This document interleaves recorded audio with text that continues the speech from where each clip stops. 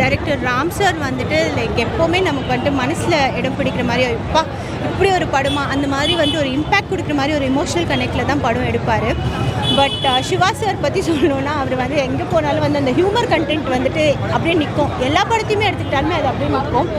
So இந்த ரெண்டு extremes 2 poles apart மாதிரி இந்த ரெண்டு எக்ஸ்ட்ரீம்ஸும் எப்படி மீட் பண்ணுன்றது ஒரு கதையோட எக்ஸ்பெக்டேஷன் ஜாஸ்தி இருந்தது. ஸோ அதை வச்சு தான் நான் வந்தேன்.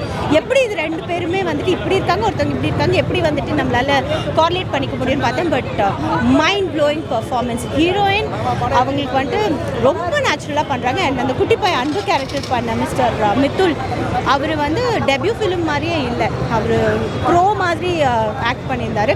வீட்டில் நம்ம பசங்களெல்லாம் வந்துட்டு பார்க்கும்போது இருக்கிற மாதிரி it's just got connected very naturally.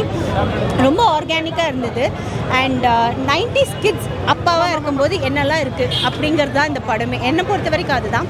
இன்னொரு முக்கியமான விஷயம், அது இந்த படத்தில் வந்துட்டு அது நான் பெருசாக குத்தி காட்டணும், நான் சொல்லி காட்டணும், புகுத்தணும் அப்படின்னு அவர் பண்ணவே இல்லை. ஆனால் எனக்கு அது ஒரு இம்பேக்டாக க்ரியேட் ஆச்சு.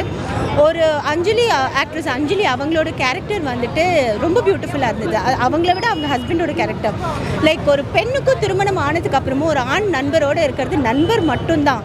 அதில் தப்பான கண்ணோட்டத்தை பார்க்க தேவையில்லை. அவங்களுக்கும் அந்த அந்த ஒரு பியூட்டிஃபுல்லான ரிலேஷன்ஷிப் ஃப்ரெண்ட்ஷிப்பாக தான் இருக்குன்றத எல்லா கணவரும் புரிஞ்சு அதை அண்டர்ஸ்டாண்ட் பண்ணுற மாதிரியான ஒரு சுச்சுவேஷன் இந்த படத்தில் இருக்குது. அது வந்து அவங்க புகுத்தலை, திணிக்கலை, ஆனால் அதை அழகாக வாழ்ந்து காமிச்சிட்டாங்க.